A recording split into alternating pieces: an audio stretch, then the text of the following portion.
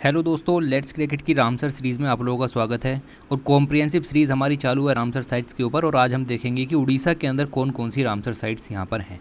तो उड़ीसा के अंदर दो साइट्स हैं, पहली है चिल्का लेक और दूसरी है भीतरकनिका मैनग्रोव्स। इन दोनों को आप इग्नोर नहीं कर सकते अगर आप यूपीएससी की प्रिपरेशन कर रहे हैं तो।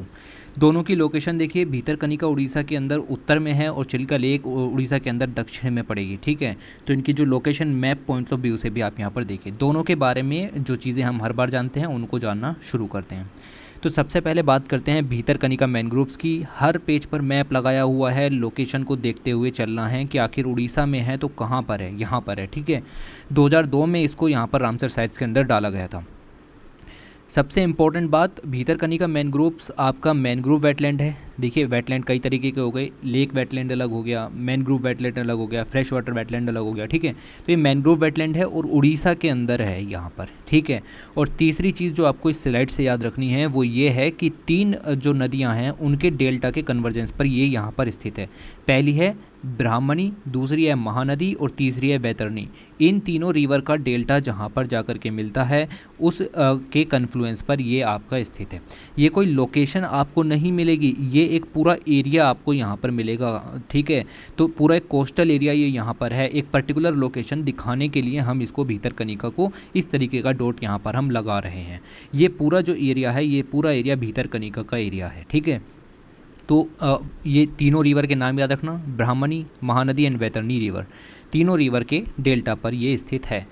अगली चीज़ देखें तो ये जो जैसे कि ये पूरा का पूरा ये भीतरकनिका का एरिया यहाँ पर हो गया। ठीक है, तो मैप में आपको दिख रहा होगा कि ये जो पूरा एरिया हो गया ये सब भीतरकनिका का एरिया हो गया। और यहाँ पर एक पर्टिकुलर पॉइंट पर आपको दिख जाएगा गहिरमठ बीच। ठीक है, तो अलग अलग बीच हैं, इसके किनारे पर आपको एक मिलेगा, उसमें से गहिरमठ बीच। गहिरमठ बीच के बारे में ये आपको पता होना चाहिए कि ओलिव रिडली टर्टल का सबसे बड़ी नेस्टिंग साइट है पूरी दुनिया के अंदर।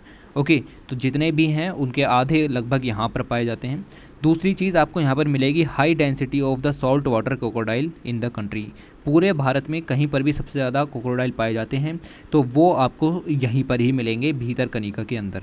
तो दो चीज़ें मिली, ओलिव रिडली टर्टल और साथ में मिला साल्ट वाटर क्रोकोडाइल। ये देखिए, कमाल की बात तो ये है कि हमने ये दोनों को आपको कवर करा दिया है। ओलिव रिडली टर्टल कवर हो चुका है और आपको साल्ट वाटर क्रोकोडाइल भी कवर करा दिया है।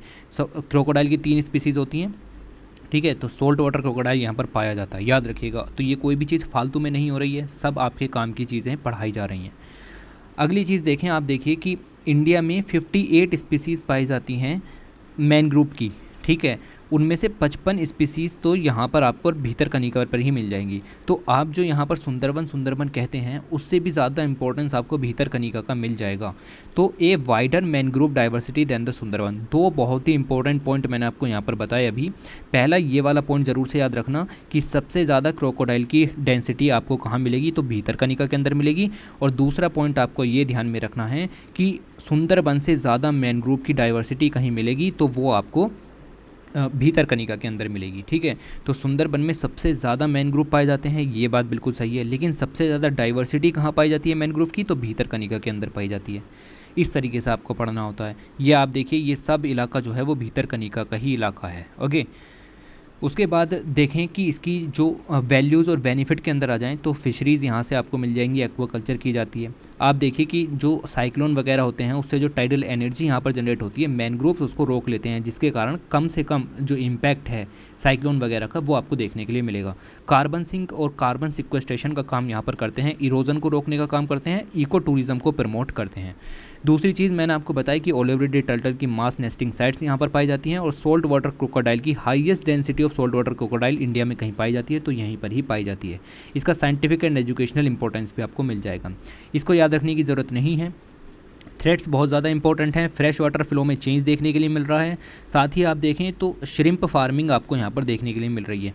इलीगल श्रिम्प और प्रॉन फार्मिंग ये दोनों की दोनों बहुत ही ज़्यादा दिक्कत कर रही हैं इस समय पूरे इंडिया के अंदर ही। तो ध्यान रखिए, जब आप इंक्लूड कर रहे हो चैलेंजेस को तो इसको भी इंक्लूड कीजिए, श्रिम्प फार्मिंग। ओके, तो आगे देखें, धर्मा पोर्ट बन रहा है या पैरादीप जो पोर्ट हैं उनका एक्सपेंशन किया जाना है। ओके, तो उनके एक्सपेंशन में आपको क्षति देखने के लिए मिलेगी वेटलैंड की। आगे हाई फिशिंग प्रेशर, एक्वाकल्चर जो की जा रही है वो एक्सेसिव की जा रही है, फिशिंग एक्सेसिव हो रही है, तो एक दिक्कत ये है। फिर एक्सट्रीम इवेंट्स और भी मिल जाएंगे जिसके कारण कि यहाँ पर थ्रेट देखने के लिए मिलेंगे। उसके बाद आपको इस स्लाइड से यहाँ पर ध्यान रखना है कि नोटेबल स्पीसीज़ के अंदर ओलिवरिडरी सी टर्टल, मैंने आपको बता दिया, सोल्ट वाटर क्रोकोडाइल, ये दोनों तो आपको याद रखने हैं। साथ ही आपको व्हाइट रम्ड वल्चर भी यहाँ पर मिल जाएगा, आपको इरावदी डॉल्फिन भी यहाँ पर मिल जाएंगी। ओके, तो ये जो चारों स्पीसीज़ हैं इन चारों को याद रखिए, बाकी को नहीं याद रखना। आप देखिए इस तरह की न्यूज़ आती रहती है, mangroves in Bhitarkanika under prawn mafia threat. तो ये प्रॉन माफिया या फिर आप कहें श्रिम्प फार्मिंग, ठीक है, तो ये लगभग एक जैसी चीज़ें हैं। डिफॉरेस्टेशन भी यहाँ पर आपको बहुत ज़्यादा देखने के लिए मिल जाएगा। ओके, तो कंट्री के जो सेकंड लार्जेस्ट मैनग्रोव फॉरेस्ट हैं, पहले कहाँ हैं, सुंदरबन के अंदर, डेंसिटी सबसे ज़्यादा कहाँ है, भितरकनिका के अंदर, ठीक है। तो इस तरीके से कंफ्यूज मत होना, ये प्रोने साइक्लोन, क्योंकि यहाँ पर मैनग्रोव्स को क्षति बहुत ज़्यादा पहुँच रही है और नेचुरल कैलामिटी भी यहाँ पर काफ़ी ज़्यादा आ सकती हैं। तो ये आपको रेगुलर तौर पर पढ़ते रहना है न्यूज़ को, और बाकी जो भितरकनिका के बारे में एक बार में जो देखना था वो इस वीडियो से कवर हो चुका है। दूसरी साइट है चिल्का लेक।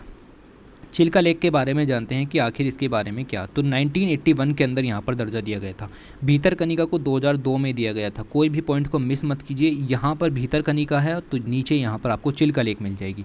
1981 में दिया गया था, इसका मतलब आप देखिए कि in 1981 Chilka lake was designated the first Indian wetland of the international importance of the Ramsar convention.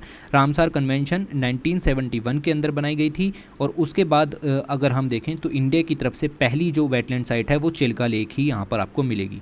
Location पूरे मैप में फिर से देखिएगा। चिल्का लेक एक ब्रैकिश वाटर लैगून लेक है। लैगून लेक का मतलब क्या होता है कि जैसे ये जो है, ये पूरा इलाका जो है वो आपका सी इलाका है, ठीक है, ये ओशियन है। ओशियन का पानी अगर जाकर के इनलैंड वाटर में इकट्ठा हो जाए और यहाँ पर आपकी एक तरीके की ये लेक क्रिएट हो गई, तो इस लेक को हम यहाँ पर कहते हैं लगून। ये आप याद रखिए कि कोस्टल एरियाज़ में ही देखने के लिए मिलेगी। और चिल्का जो है इसी टाइप की एक लेक है, ब्रैकिश वाटर लेक है, क्योंकि ओशियन से पानी यहाँ पर आया है। ओके, उसके बाद आप देखिए दया रिवर के माउथ पर आपको यह मिलेगी। तो यहाँ से कोई एक रिवर यहाँ पर जा रही है, तो दया रिवर का माउथ आपको मिलेगा, बे ऑफ बंगाल की तरफ को इसका मुंह खुलेगा। सिंपल सी बात हो गई। ओके, तो जो 5-6 पॉइंट निकले दोबारा देखिए। इसके बाद आप देखें, ये सबसे बड़े कोस्टल लगून लेक है इंडिया की, ठीक है। It is the largest coastal lagoon in India. India में बहुत सारे कोस्टल लगून्स हैं, उसमें से एक सबसे बड़ी यहाँ पर है। दूसरी चीज़, it is the largest brackish water lagoon in the world. ये सबसे बड़ी देखिए दूसरे नंबर पर है। सबसे बड़ी यहाँ पर न्यू कैलिडोनिया बैरियर रीफ मिल जाएगी, जो कि आपको साउथ पैसिफिक के अंदर मिलेगी।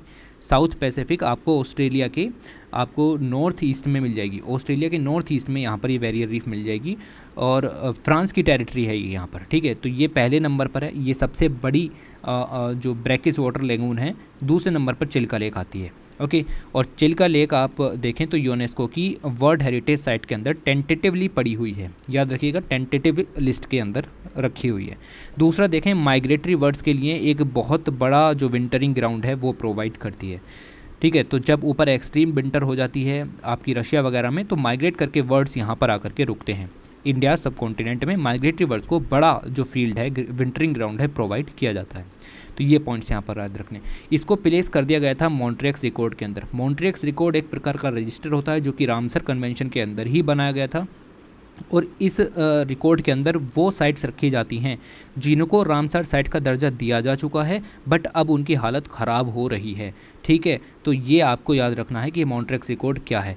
1993 में इसको रखा गया था क्योंकि सेडिमेंटेशन की और सिल्टेशन की बहुत बड़ी प्रॉब्लम नज़र आ रही थी, तो इसके कंजर्वेशन के लिए काम नहीं हो रहा था, तो हमने इसको रजिस्टर में रख दिया। लेकिन 2002 में चिल्का डेवलपमेंट अथॉरिटी ने यहाँ पर इसको रिवाइव किया, इसका रिहेबिलिटेशन किया, तो हमने इसको 2002 में हटा दिया। इसका मतलब ये है कि at present Chilka lake is not the part of Montreux record. इस समय अगर हम देखें तो मॉन्ट्रियक्स रिकॉर्ड के अंदर इंडिया की 2 वेटलैंड साइट्स यहाँ पर मौजूद हैं। ये मैं बात कर रहा हूँ 2021 की मई महीने की, जब मैं ये वीडियो बना रहा हूँ, ठीक है। तो 2 साइट्स कौन कौन सी हैं, एक तो है केवलादेव घाना नेशनल पार्क और दूसरा है लोकटक लेक। ये दोनों इस समय मॉन्ट्रियक्स रिकॉर्ड के अंदर पड़ी हुई हैं, चिल्का लेक नहीं है इस समय, ठीक है। तो इनको यहाँ पर इसके लिए रामसर वेटलैंड कंजर्वेशन अवार्ड भी मिला था 2002 में चिल्का लेक को, ठीक। तो इस समय ये मॉन्ट्रियक्स रिकॉर्ड में नहीं है, लेकिन कभी डाली गई थी। इसके ऊपर कई तरह के आइलैंड भी हैं, जैसे ये देख सकते हो आप, ये देख सकते हो। तो इनमें से आपको 2 याद रखने हैं। एक है कालीजाई, ठीक है। और दूसरा है नलबाना। नलबाना को भूलना नहीं है, Nalabana is very very important bird sanctuary, ठीक है। तो इसको यहाँ पर आपको ध्यान रखना है। तीसरा आपको मिलेगा राजहंस बीच भी यहाँ पर आपको मिल जाएगा। जैसे आप देखें तो जो गहिरमठ बीच है वो आपका भीतरकनिका पर हो गया, तो ये आपका सेम टू सेम ऐसे ही राजहंस बीच आपको यहाँ पर मिल जाएगा, जो कि आपको इस वाले चिल्का लेक वेटलैंड के पास में मिल जाएगा। ओके, उसके बाद इसको कई पुरस्कार भी मिल चुके हैं, जैसे इंदिरा गांधी पर्यावरण पुरस्कार इसको मिला था। इंदिरा गांधी पर्यावरण अवार्ड 2002 का इसको यहाँ पर दिया गया था, जब इसका रिहेबिलिटेशन किया गया था और मॉन्ट्रेक्स रिकॉर्ड से बाहर आ गई थी।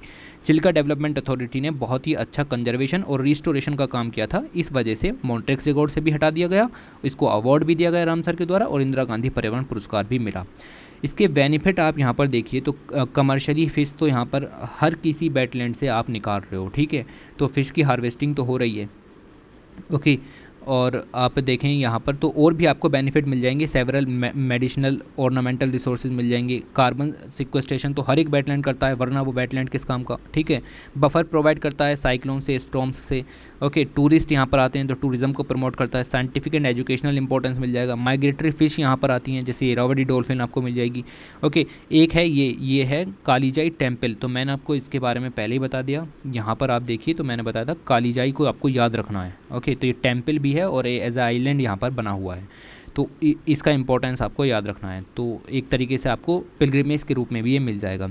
दूसरा अगर आप देखें इसके ऊपर थ्रेट्स क्या हैं, तो सिल्टेशन जिसके कारण इसको मॉन्ट्रेक्स रिकॉर्ड में डाल दिया गया था। सेडिमेंटेशन इसके कारण इसको मॉन्ट्रेक्स रिकॉर्ड में डाल दिया गया था, ठीक है। पॉपुलेशन पॉल्यूशन फ्रॉम सेडिमेंट, तो पॉल्यूशन भी यहाँ पर एक कारण है। दूसरा इलीगल एक्वाकल्चर की जा रही है, तो एक्सेसिव और इलीगल एक्वाकल्चर हर जगह का ही प्रॉब्लम हुआ पड़ा है, ठीक है। अनसस्टेनेबल तरीके से फिश हार्वेस्टिंग की जा रही है, ओके। और आपको यहाँ पर मिल जाएगा कि अनसस्टेनेबल टूरिज्म देखिए एक लिमिट मात्रा में किया जाता है। एक्सेसिव टूरिज्म हानिकारक होता है, क्योंकि उससे जो आपकी टूरिज्म साइट है उसके ऊपर बर्डन बहुत ज़्यादा बढ़ जाता है। एक्सट्रीम अलग जो चैलेंजेस है वो भी यहाँ पर हैं लंगून वगैरह से रिलेटेड, तो ये चैलेंजेस भी आपको मिल जाएंगे। ये आपको देखने की ज़रूरत नहीं है, ये मैं इसलिए डालता हूँ कि स्पीसीज़ की रिचनेस आपको पता लग जाए, ओके। बस ऐसे ही नज़र में नोटेबल स्पीसीज़ के अंदर आपको याद रखना है इरावदी डॉल्फिन को, आपको याद रखना है डुगोंग को, आपको याद रखना है फिशिंग कैट, साइबेरियन क्रेन और salt water crocodile. Salt water crocodile भी यहाँ पर मिलेगा, वो एक्चुअली मैंने उसके ऊपर जो वीडियो बनाई है आप एक बार उसे देखिए, आपको पता लगेगा कहाँ कहाँ पर मिलता है। उसके बाद आप देखें तो ये आपको याद रखने की ज़रूरत नहीं है कोई भी स्पीसीज़। इरावदी डॉल्फिन मैंने आपको पहले से ही बता दी, ये इनका स्टेटस भी दिया हुआ है ऊपर एंडेंजर्ड, ओके। तो ये आप यहाँ से याद रख सकते हैं, ऑलराइट। तो ये हमारी वीडियो की लास्ट स्लाइड है और इस वीडियो से आपको इतना ही जानना था। उड़ीसा के अंदर 2 रामसर साइट्स थी, दोनों को डिटेल में कवर कर लिया। आप बताइए अगर कोई भी पॉइंट छूटा हो तो और कैसी लगी, और शेयर कीजिए, ठीक है, इस चीज़ को। Thanks for watching, take care.